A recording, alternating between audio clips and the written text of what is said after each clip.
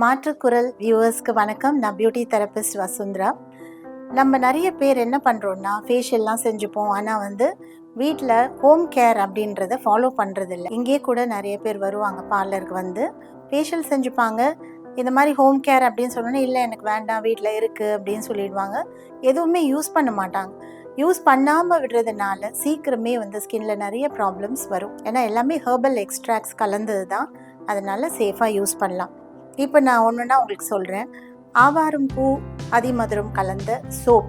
இந்த சோப் நல்ல பிரைட்னஸை கொடுக்கும். ஏன்னா ஆவாரம் பூ அதிமதுரம் ரெண்டுமே ஸ்கின்னுக்கு ரொம்ப நல்லது. ஸோ ஹெர்பல் எக்ஸ்ட்ராக்ட் கொண்ட இந்த சோப் இது விருத்தி காஸ்மெட்டிக்ஸில் இருக்குது. இதே மாதிரி நிறைய காஸ்மெட்டிக்ஸில் இருக்கும். ஸ்கின் ஒயிட்னிங் சோப் அப்படின்னு கேட்டால் கூட கிடைக்கும். கிளென்சிங் மில்க் கூட நீங்கள் யூஸ் பண்ணலாம். கிளென்சிங் மில்க் இது ஃபேஸை க்ளீன் பண்ணுறதுக்கு, மேக்கப் போடுறவங்களுக்கு, மேக்கப் போடாமல் ஜஸ்ட் வெயிலில் பைக்கில் போகிறவங்களுக்கெல்லாம் கிளென்சிங் மில்க் தேவை. இது லேடிஸ்க்கு மட்டும் இல்லை, ஜென்ஸ்க்கும் யூஸ் பண்ணலாம். அண்ட் யங் காலேஜ் கேர்ள்ஸ் எல்லாருமே யூஸ் பண்ணலாம். ஃபோமிங் ஃபேஸ் வாஷ் அப்படின்னு சொல்லுவோம். இதை இப்படி எடுத்துட்டு ஜஸ்ட் இப்படி பண்ணும்பொழுது ஃபோம் மாதிரி வரும். இந்த மாதிரி ஃபோம் மாதிரி வரும். இது ரொம்ப ஈஸி. இதால் ஃபேஸை நல்லா இந்த மாதிரி ஒரு ஸ்க்ரப் மாதிரி பண்ணிவிட்டு, மசாஜ் மாதிரி பண்ணிவிட்டு அதுக்கப்புறம் அதை தொடச்சிடலாம். கொஞ்சம் நேரத்தில் அது அப்படியே உள்ளே இறங்கிடும். இது எங்கே போச்சுன்னே தெரியல பாருங்கள்.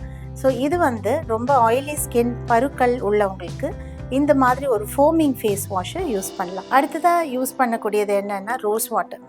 ரோஸ் வாட்டர் எப்போ வேணால் யூஸ் பண்ணலாம்.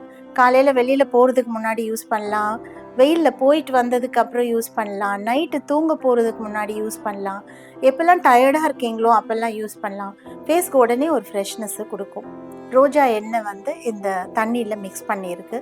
இதால் லைக் ஸ்ப்ரே பண்ணிக்கலாம். இந்த மாதிரி ஸ்ப்ரே வரும். ஸோ இது டானிக், டோனர்னு சொல்லலாம். அடுத்ததாக யூஸ் பண்ணுறது ஹைலூரானிக் மாய்ஸ்சரைசர். இதுவும் ஒரு நாளைக்கு எப்போ வேணால் யூஸ் பண்ணலாம். ஃபேஸ் வாஷ் பண்ணிவிட்டு போட்டிங்கன்னா ரொம்ப நல்லாயிருக்கும். ஜஸ்ட் கொஞ்சமாக, ஜஸ்ட் ஒரு பம்ப் நான் காட்டுறேன் எவ்வளோன்னு. ஸோ இவ்வளோ தான் தேவை. ஜஸ்ட் ரொம்ப கொஞ்சமாக தேவை. இதை அப்படியே மசாஜ் பண்ணும்போது அப்படியே உள்ளே போயிடும்.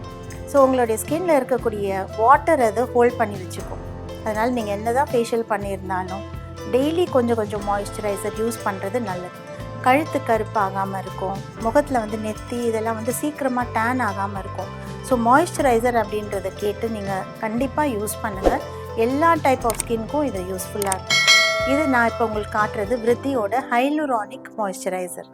ஆவாரம் பூலேருந்து எடுக்கிற எக்ஸ்ட்ராக்ட் இதில் கலந்துருக்கு. இப்போ உள்ள எல்லாருக்கும் பார்த்தா கண் அடியில் ரொம்ப டார்க்காக இருக்குது. ஏன்னா எல்லாரும் எல்லா டைமும் மானிட்டரை பார்க்குறது, இல்லைன்னா ஃபோனை பார்க்குறது, இதே தான் நம்ம நிறைய பண்ணிகிட்ருக்கோம். முழிச்சிட்டு இருக்கிற முக்கால்வாசி நேரமும் ஃபோனில் தான் இருக்கும். அதனால் அண்டர் ஐக்கு கொஞ்சம் கேர் கொடுக்கணும்.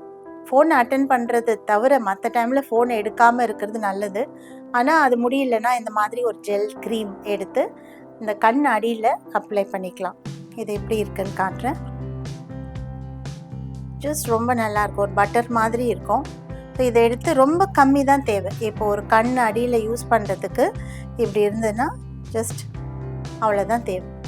ஸோ இது யூஸ் பண்ணிவிட்டு அப்படியே கொஞ்சம் நேரம் விட்டுடலாம். நீங்கள் மானிட்டரில் ஒர்க் பண்ணும்போது கூட இதை யூஸ் பண்ணிக்கலாம்.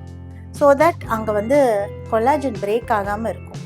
அட்லீஸ்ட் கொஞ்சம் சின்ன லைன்ஸ் அண்ட் ரிங்கிள்ஸ் வந்தால் பரவாயில்ல. கொலாஜனே பிரேக் ஆனால் இங்கே எல்லாம் சீக்கிரமே நம்ம கண்ணை சுற்றி அந்த கொலாஜன் பிரேக் ஆனது தெரியும்.